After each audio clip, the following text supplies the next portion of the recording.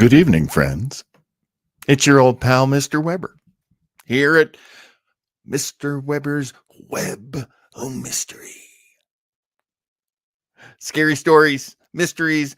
Of course, we're gearing up for Halloween, so trying to get more and more of the radio shows that represent horror to you in the last few weeks. And this one is when old-time radio show fans get together and they discuss what is a great horror show.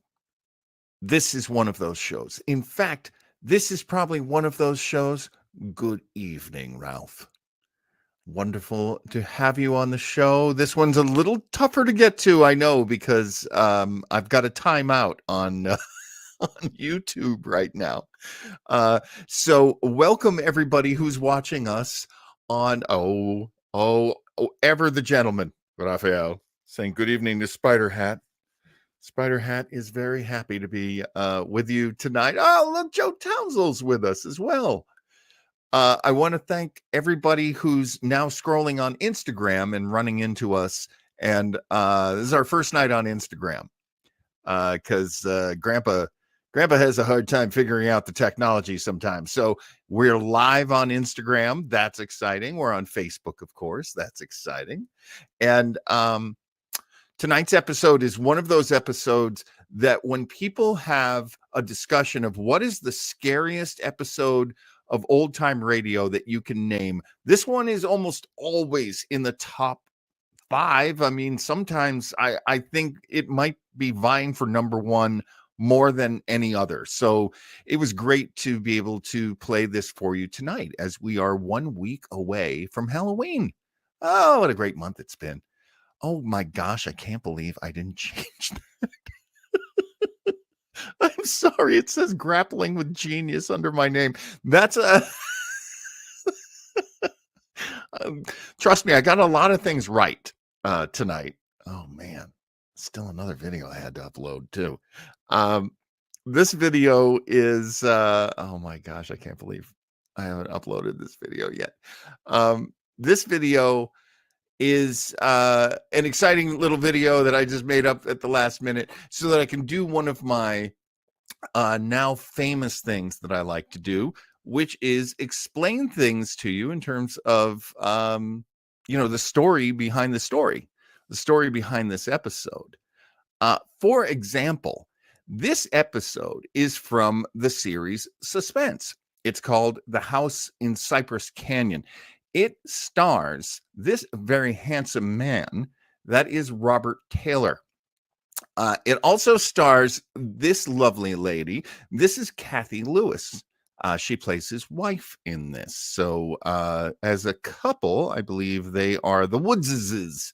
The Woods. Robert Taylor, you might recognize from Ivanhoe. He also was on Death Valley Days. I never watched that. I don't know if you would. There was a movie called The Night Walker. It was a William Castle horror movie starring Robert Taylor. Robert Taylor, I love Robert Taylor. And honestly, I mean, he should still be on the screen, John. What are you doing here?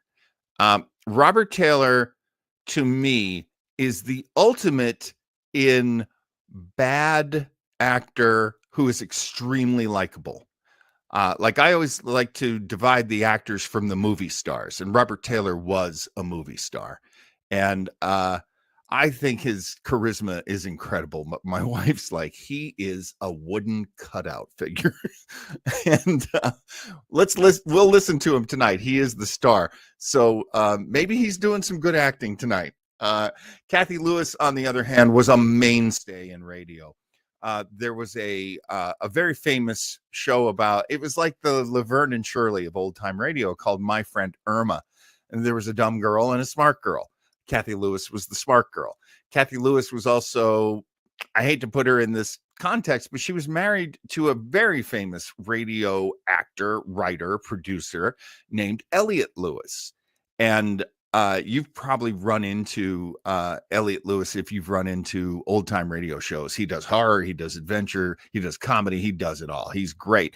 Cathy was the same, very much a utility player. She did a lot of episodes of Suspense.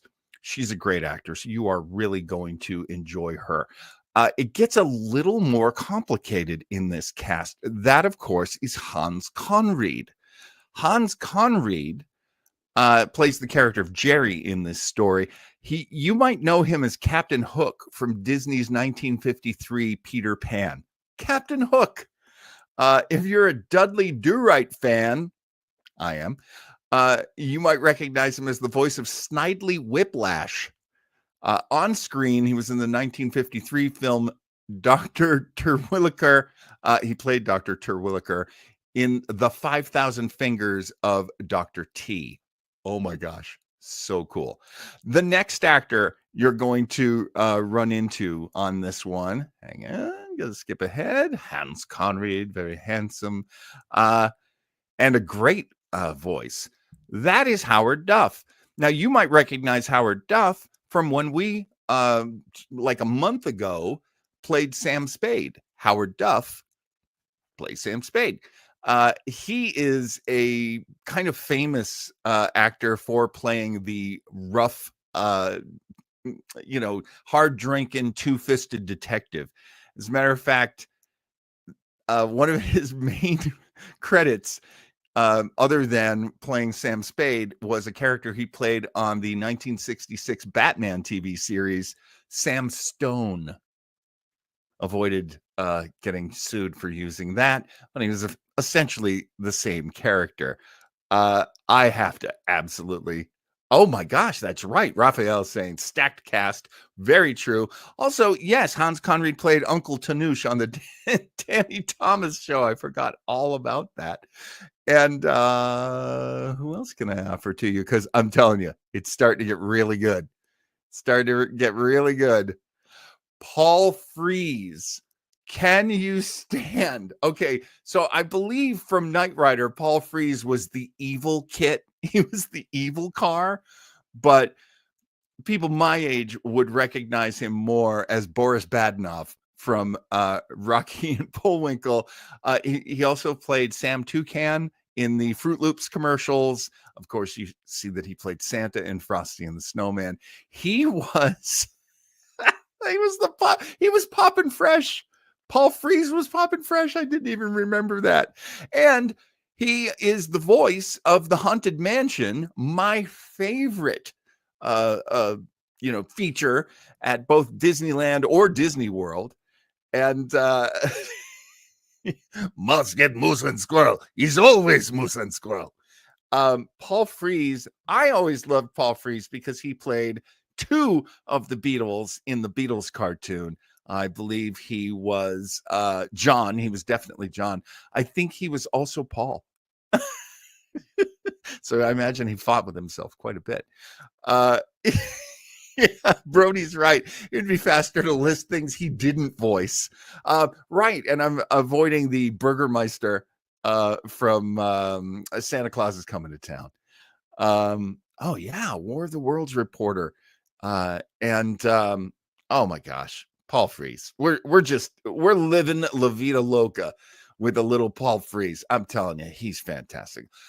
Jim Backus is in this. Now, he was still kind of a punk kid while he was doing this. He was still a young man, but Jim Backus, you will know him as Thurston Howell III, and of course, he's the voice of Mr. Magoo. Stacked cast. Raphael is not exaggerating in any way. So we have got a great cast in this show tonight. We're going to go back to, oh my gosh, let me just get it on the screen. I am going to use another video made by, these people are so great. I just love their page. I love their videos. They do a nice job. Okay, so this is from The Edge of Nightfall. Great page. I can't believe I haven't subscribed to them yet. There we go. I'm giving a like. There we go. Time for us to listen to The House in Cypress Canyon, an episode of Suspense starring Robert Taylor. And the good folks from The Edge of Nightfall are providing the video. Thank you very much for letting us do that. And here we go. Let's have some fun and get comfortable because this one is a journey. This one definitely pulls you in and doesn't let go of you. I love this show. So let's get a good scare on. It is time for the house, Cypress Canyon.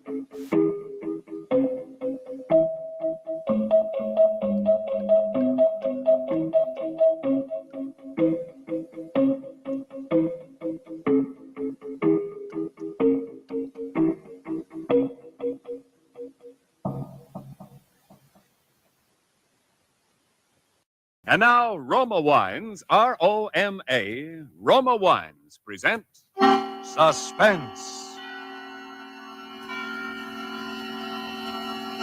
Tonight, Roma Wines bring you Robert Taylor in The House in Cypress Canyon, a suspense play produced, edited, and directed for Roma Wines by William Spear. Suspense, radio's outstanding theater of thrills, is presented for your enjoyment by Roma Wines. That's R-O-M-A, Roma Wines. Those better-tasting California wines enjoyed by more Americans than any other wine. For friendly entertaining, for delightful dining. Yes, right now, a glassful would be very pleasant, as Roma Wines bring you Robert Taylor, star of Metro-Goldwyn-Mayer's Undercurrent, in a remarkable tale of suspense.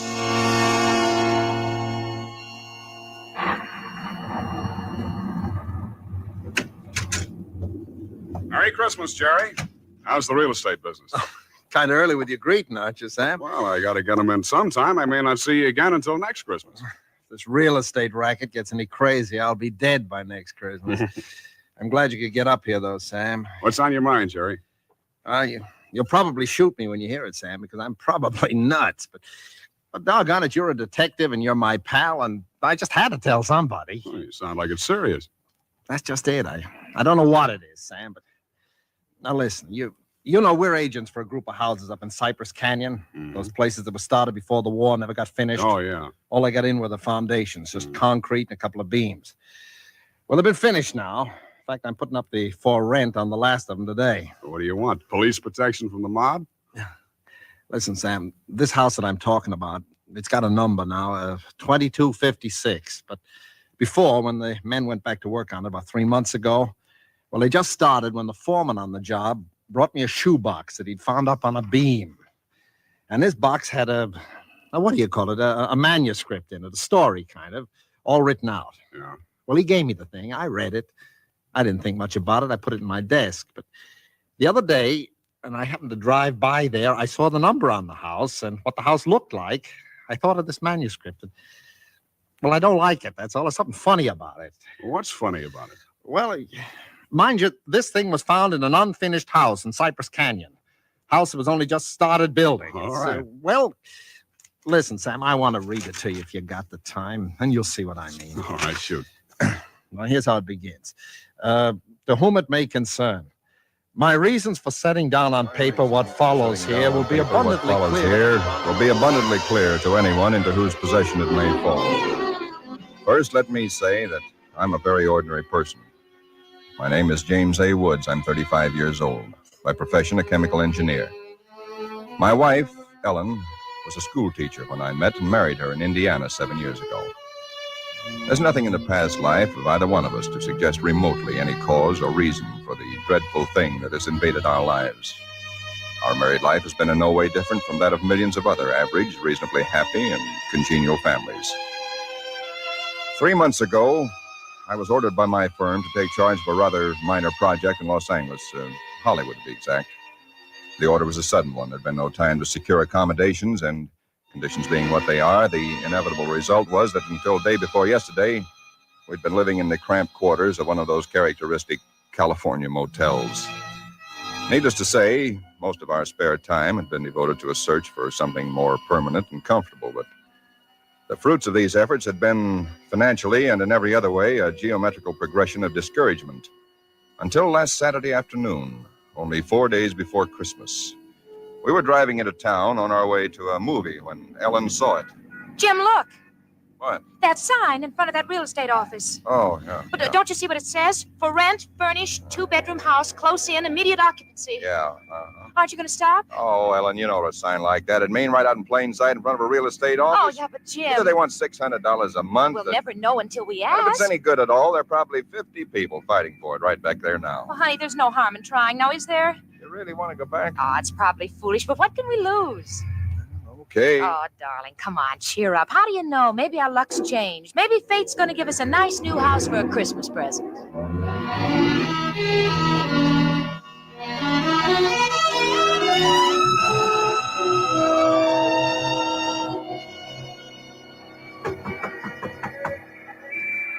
Come in. Oh, we're sorry to bother you, but we just happened to see that for rent sign outside. Oh, and, yeah. I hung it outside just this minute. Is the house available? Why, sure it is. Let me introduce myself. My name is James A. Woods, and this is my wife, Ellen. How to do? Wow. Looks like it's fixing to rain. Yes, so it does, doesn't it?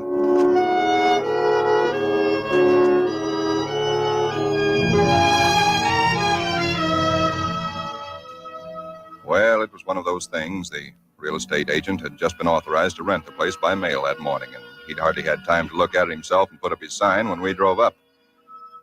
It was just an ordinary little California house about halfway up Cypress Canyon, number 2256. Just an ordinary, undistinguished little house. The agent didn't know much about it. Construction on it had been stopped by the war, and it had just been completed and furnished lately. Been vacant while somebody's estate was being settled, and now it was owned by a bank in Sacramento. Of course, we didn't Got care this about key all in the that. mail along with the authorization to rent. Only one there is, because you can have duplicates made. Seems to stick a little. Oh, no, there it is. Doesn't sound as though that door had ever been opened. Well, a little oil on the hinges will fix that all Oh, right. sure. Now here's your living room. Furniture's a little dusty, of course. You got to expect that. It's good furniture, though, you see? Benson Brothers. Yes, Now, over here's a little den. Panel, you see? Radio, fireplace. Really a very attractive little room, particularly for a man. Uh-huh, yeah. Now, the bedroom's off the living room here. Everything's all on one floor, you understand? It's quite nice, I think. Yes. You can see you get the morning sun here. There's a view of the canyon through these front windows. You got cross ventilation. That's about all there was to it. Wasn't the best place in the world. It was small and badly built, but what would you have done? We took it with as little inspection as that. It was the Saturday before Christmas. And the very same evening, we were struggling up the steps from the road with suitcases and boxes and armloads of clothes and all the endless bric-a-brac that people collect and never know they have until they move. Ellen began unpacking, and I began moving things around and taking the worst of the pictures off the wall, doing all the little things that everybody does when they move into a new place and try to give it something of their own Don't be personality. such a sourpuss.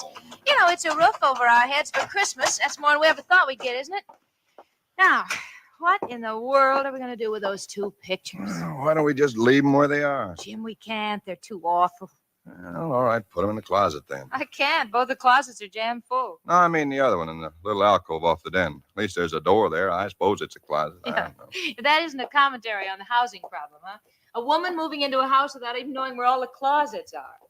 Take the pictures down, will you, honey? Bring them in here. Okay. Guess you'll have to help me with this door. I can't get it open. Let me see it. Well, of course you can't, silly. It's locked. Where are those keys we found on the desk? Here they are. No, not this one. Sure, this one won't work. No, feels like an awful solid door for a closet. Oh, and that's one solid door in the house. No, this one won't do it either. Well, we'll just have to get a locksmith up here on Monday. I'll put the pictures behind the desk, okay? Yeah, all right. Jim, if you could just help me move this armchair, huh? Oh, Ellen, will you let it go until tomorrow? You know what time it is? Oh, but honey, I'd like to get the place looking just a Yeah, little but it's bit. almost midnight. In fact, it's exactly What was that? Tomcat, I guess, out in the brush somewhere. Sounded near. Oh, hope that doesn't go on all night. Well, there's much we can do about it. Come on, Ellen. I'm dead tired. All right, Jim. All right. Where'd you put the toothpaste, honey? It's right in the medicine cabinet. Oh, yeah. Jim, we ought to get some firewood tomorrow. You know, a fire in that living room would make all the difference in the world. Can't. Sunday. Well, Monday then. Jim, I think red curtains are what we need, don't you? Mm-hmm. Mm. You know, just at least for the living room. Anyway, the ones in there now have just got to come down. Yeah, I suppose they do. What do you think of red? Well, I guess it's all... Jim. It's some tomcat. Jim, it sounded in the house. Oh, now, how could it be in the house, Ellen? We've been over every inch of the house. Except that closet. Now, how could a cat or anything else be in the closet that's been locked up for over a year? I don't know. It's probably under the house. A wildcat or mountain lion or something. I hear they have them in California. Jim, I don't like Well, it. neither do I like it, but there's nothing we can do about it tonight. Well, maybe we ought to call somebody, the police or some don't neighbor. be silly, Ellen. You act like a kid. Come on, let's go to bed, huh? All right, I suppose it is silly. Jimmy, did you lock the door? Yeah. Can I turn out the lights now? Yeah. All right. Good night, Ellen. Sleep tight. Good night, Jim.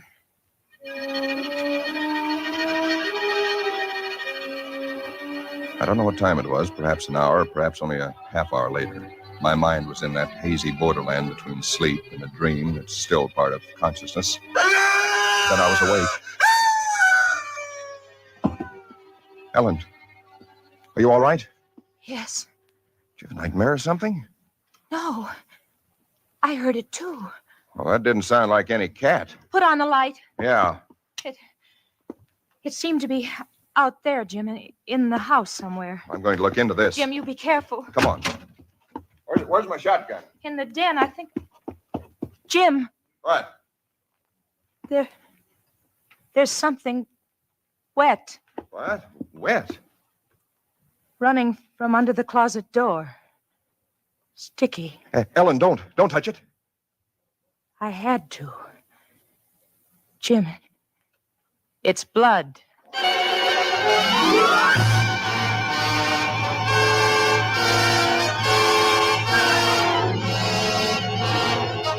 For Suspense, Roma Wines are bringing you Robert Taylor in The House in Cypress Canyon.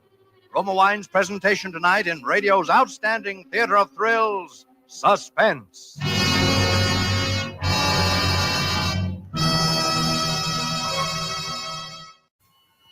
And now, Roma Wines bring back to our Hollywood soundstage Robert Taylor as James A. Woods, with Kathy Lewis as his wife Ellen, in The House in Cypress Canyon. A tale well calculated to keep you in suspense.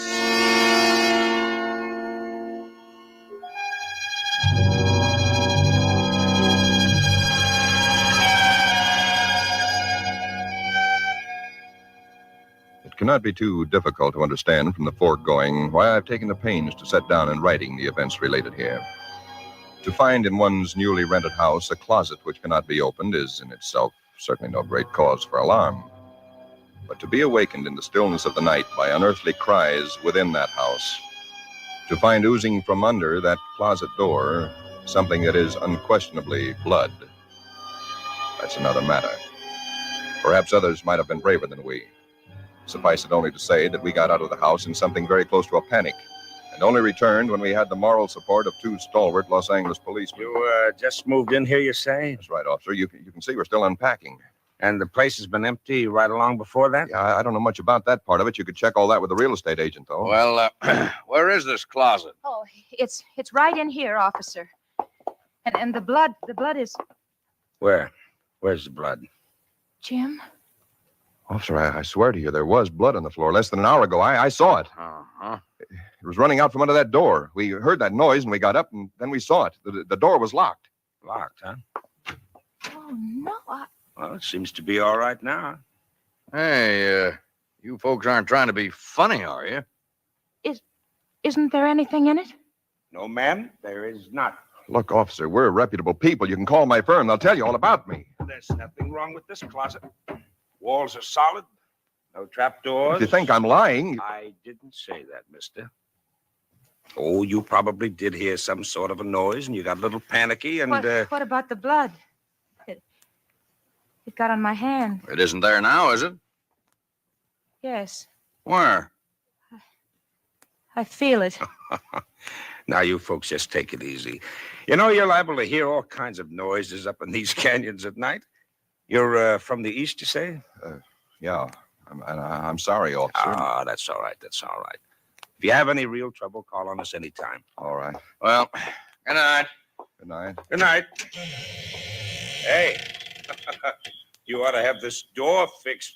That's enough to scare you. Yeah, we're going to have it fixed.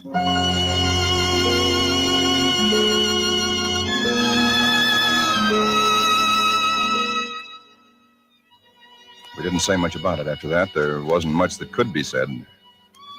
The next day, I went down to a lot and bought a little Christmas tree and some trimmings, and we tried to pretend we were cheerful, but there was an uneasiness between us that had never been there before. Ellen seemed tired and listless. Several times during the day, I noticed her washing her hands with a brush, scrubbing the one that had touched the blood. That night, we each took a sleeping pill and went to bed.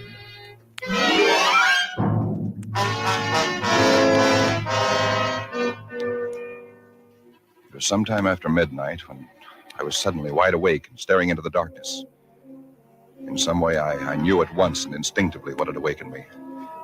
Ellen was not in her bed nor in the room. The nameless thing I feared gripped at my heart until I could scarcely breathe. I opened the bedroom door and started through the house, putting on every light that I could find. There was not much to search, but I searched thoroughly. The living room, the kitchen, bathroom, den, even the garage. And all the time, the dread of looking where I knew at last I must look. For I think I knew from the very first time where I'd find her. It must have been a full minute that I stood before that closet door. Then I opened it. She stood there rigid, her arms at her sides, the fingers extended like claws. Her hair was over her face, her eyes stared out of it. Her lips were drawn back in a grin like an animal at bay. For a moment, I was frozen with the horror of it. I stretched out my hand. Very deliberately, she turned her head and sunk her teeth until they met into the flesh of my forearm. I'd raised my hand to strike at her, but already she'd relaxed her hold and gone utterly limp. She would have fallen unless I'd caught her. I carried her into the bedroom and laid her on the bed. Strangely, at that moment, my only thought was how I might revive her. Until I saw that it was not a faint, but a sleep that she'd fallen into. Sleep as deep and heavy as though she'd been drugged. And so I left her. But for me, that night, there was no sleep.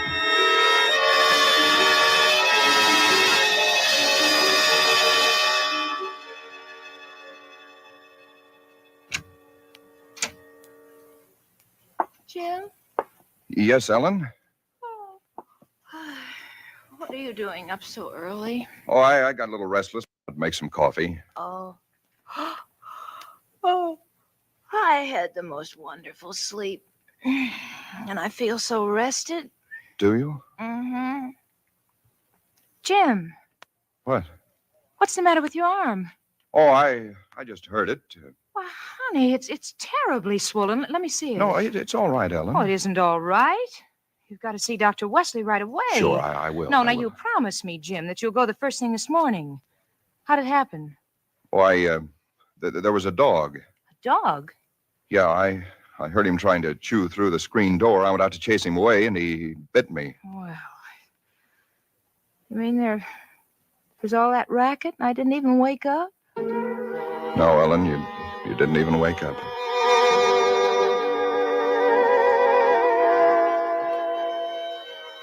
It was clear to me that Ellen knew nothing of what had transpired the night before. I went to my office that morning and made a pretense of going over routine business, if only to restore my mind to some semblance of calm by the sight and sound of common, familiar things. Pain in my arm had become a persistent, dull throbbing. I made a late appointment with Dr. Wesley. He treated my arm with something of an arched eyebrow, and he said, "Well, I've never seen anything quite like it before. That is such a rapid onset of infection."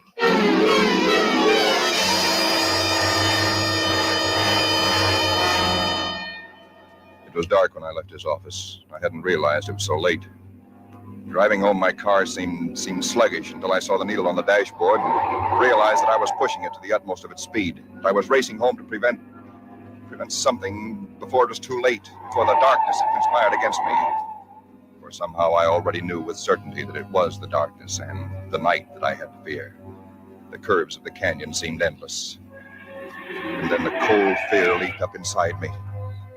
My house, too, was dark. I went slowly up the stone steps from the road, looking, praying for some sign of light or life. There was none. The house was empty. Ellen was gone. I looked with the same self-torturing thoroughness, and in that closet first of all, knowing as I did so that it was hopeless. And so, alone in that empty house, I waited, powerless and helpless now, deadened in thought and will, empty as the house itself, save only for the overwhelming sense of a terrible foreboding. For some time in the early hours of the morning, I snapped on the radio, shortwave. Why? Surely a minor question now. I only know that I did. And then I heard it. Car 58, car 58, go to Laurel Canyon, the 4000 block. A report that a man has been injured or attacked. Condition thought to be critical. Ambulance will follow. That is all. I was there almost before the police, edging my way through the little crowd, staring down at the man lying there in his white uniform under the streetlight. Yeah, the milkman, poor guy. I heard him scream, but when I got here, he was just like this. All right, stand back, back. Please stand back. Well, you again. I heard it on the radio. I lived just down the road. Yeah, I remember. What happened? Well, take a look. Maybe you can tell us. He was dead. And he was lying on his back. And his throat had been torn out, as though by the fangs of some wild animal.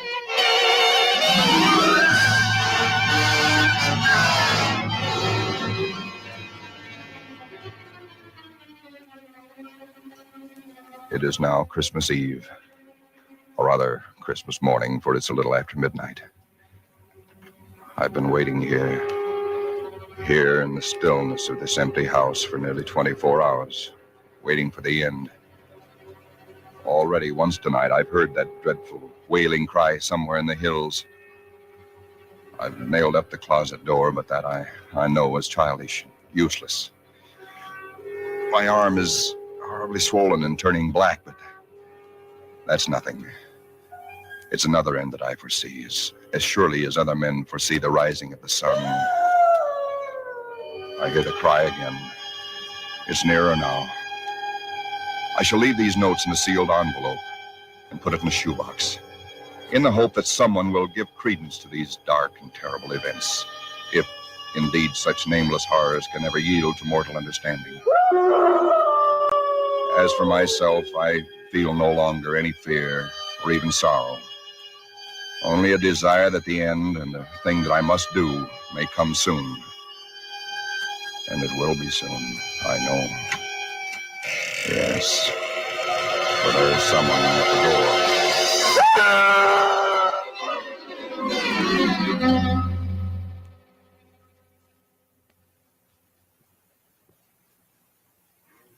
Someone at the door.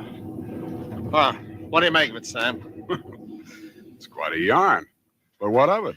That's what I thought. Now, listen, that's not quite all of it. Huh? Clip to it's a newspaper clipping. Listen. Hollywood, December the 26th.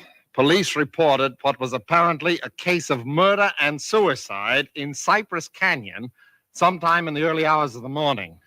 The victims were James A. Woods, a chemical engineer, and his wife, Ellen. Preliminary investigation indicates that Mrs. Woods was killed by the blast of a shotgun in the hands of her husband, who then turned the weapon upon himself. That she fought desperately for her life, however, was evidenced by the disorder of the room and the severe lacerations inflicted upon her husband about the neck and arms. This is the second tragedy to be reported in Cypress Canyon within 24 hours, the other being the unexplained death of Frank Polanski, a milkman. Well, no such murders or whatever they were ever occurred, if that's what's worrying you. The clipping, well, you have those things printed up, you know. No, it's not that, Sam. That story was found in an unfinished house in Cypress Canyon. No number, no nothing, just a framework. Uh-huh. Now that house is finished. When I drove by it today, but that's what stopped me, Sam, because it all fits. Now that it's finished, it is the house in the story, the same construction, the same vines and creepers on the lawn, even the same number. So what? A guy who knows roughly what this house is going to be like writes a yarn and loses it or something. Did he know the place was going to be listed for rental today, the Saturday before Christmas? Oh, Jerry, coincidence. Two bits you find the guy next door is a ghost story writer or something, and he's been wondering for a year what happened to that thing he wrote. Okay, coincidence. Well, I'm sorry I bothered you, Sam. Don't be silly. I liked it. It's a good yarn. That the for rent sign you were talking about? Oh, yeah, I'm going to put it up outside now. Uh-huh. Well, so long, Jerry, and Merry Christmas again. Well, thanks, Sam. I guess I was kind of silly, all right. Huh? Listen, when a guy named whatever it is, Woods, with a wife named Ellen comes in to rent that place from you, then you can start worrying. Yeah. Well, so long, Sam. So long, Jerry. Come in. Oh, we're sorry to bother you, but we just happened to see that for rent sign outside. Well, yeah, I hung it out just this minute. Is the house available? Oh, sure it is. Let me introduce myself. My name is James A. Woods, and this is my wife, Ellen. I'll do. Wow. Looks like it's fixing to... Yes, it does, doesn't it?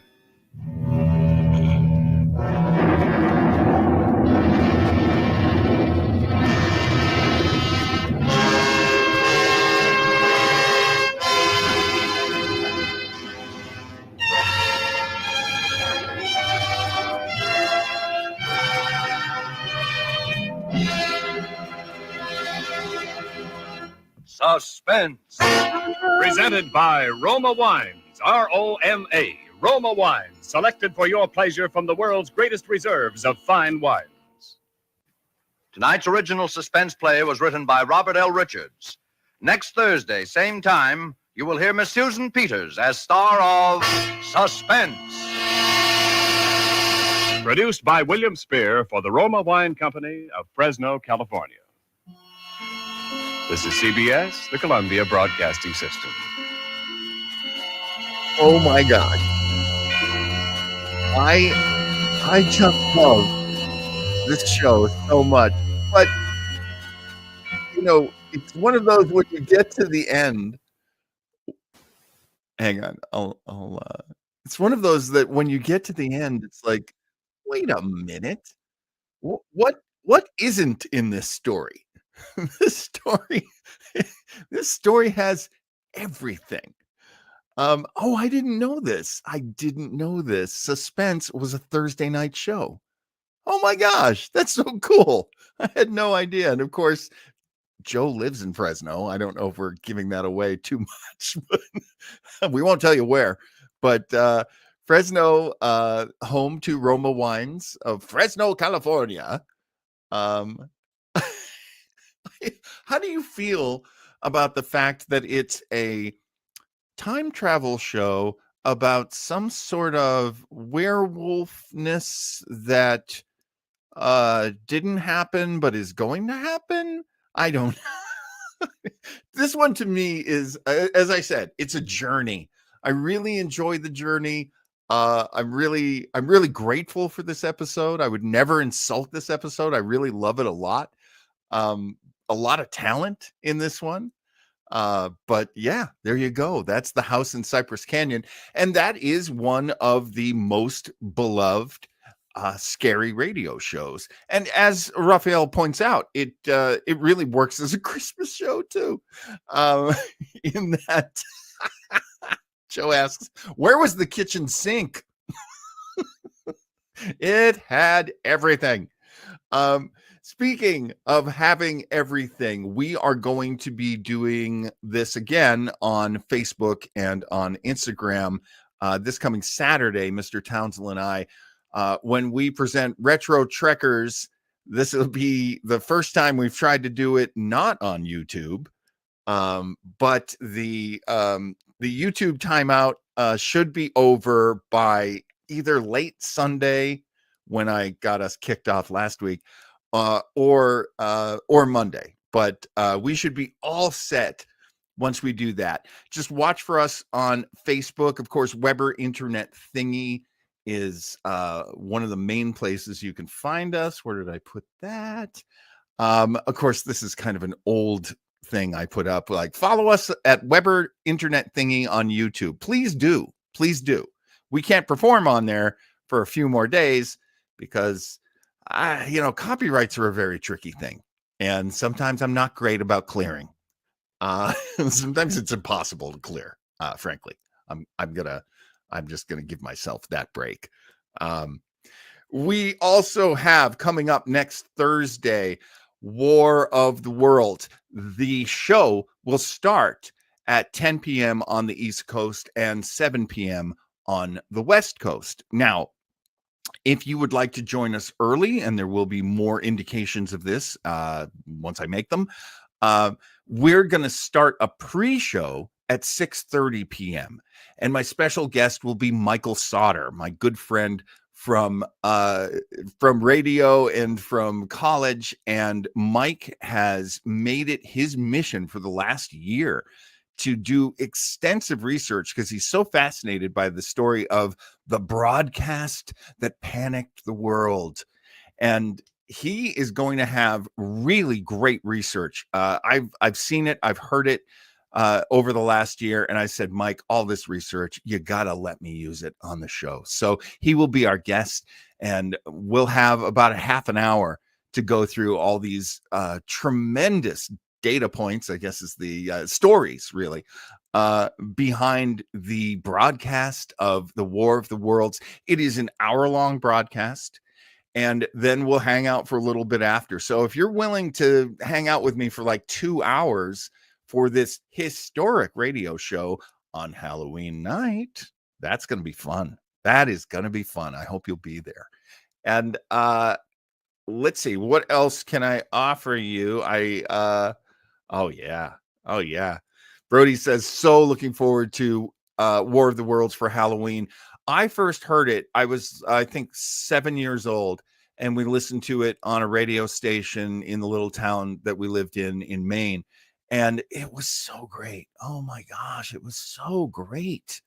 So yeah, be sure to join Mike and the Martians for War of the Worlds. That'll be next Thursday night. And what else can I offer you? If you go by joetownsend.com, you're going to be able to visit our good friend Joe on his website and check out his books. One of the stories we've been talking about this month is Fear of Open Spaces. It is a novella from the Fury Duty collection of Joe Townsend's, and that should be that should be a lot of fun.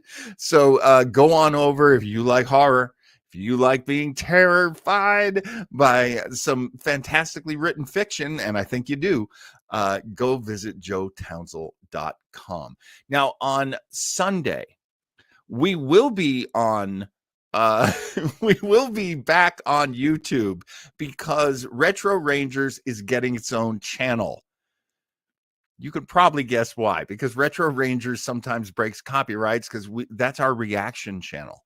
We react and review, and we have so much fun, and we watch things together and riff on it and just have a blast. So it's getting its own channel, which can from now on take all the punishment. And this channel, Weber Internet Thingy, should be safe. Fingers crossed. Gonna knock wood, even as I say that. So we invite you to once again look for all of the the links to it and to that new channel. And if you would subscribe to this new channel, which is called Retro Rangers HQ, oh, that'd be a thrill. We would love that. But you'll have links to get you there. And Raphael, you are literally right. It is a good move because the other shows don't get in trouble. So this one gets its own channel, and it can take a beating. That show.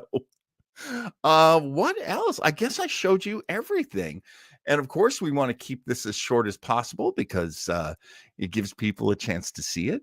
So I want to thank everybody who joined me for comments. I hope you join us in the future. I love getting everybody's comments up on the screen and getting, all the laughs that we could share from these. Once again, next week is War of the Worlds, probably one of the biggest radio shows in all of history. And I'm really thrilled to bring you that. And yes, you will get a direct link to Retro Rangers as you have been previously. So a lot of people find me on Facebook, Weber Internet Thingy on Facebook. And we will make sure that we get it up on our other socials as well. So people can find that and share that and tell your friends. And we should definitely have a big, good time on that. And why, thank you, Mr. Townsend. Mr. Weber's Webo Mystery is such fun. Sir, that is wonderful praise. I accept it because I do have so much fun doing this show. All right, I got to learn when to end the gosh darn show. Yes, Joe Townsend points out that for Retro Rangers, the user experience will be unchanged. The only thing that's changing is the literal source of the broadcast, but we will share the links to it just as we always have. You'll just find yourself on a different channel, our other channel. And it'll be super easy for you. You can trust me. This is going to go great. Knocking wood once again. Okay. This is my ending credits. It is. Thank you so much, Raphael, for the compliment. Thank you, everybody, for watching this show. It's been a week. it's been a lot to try to settle all this. And we're finally coming in for a nice soft landing. Trust me, the more that you can share this with your friends, like and subscribe, all of that good stuff, it just encourages us. We hope you do. Thank you very much. Good night, my friends.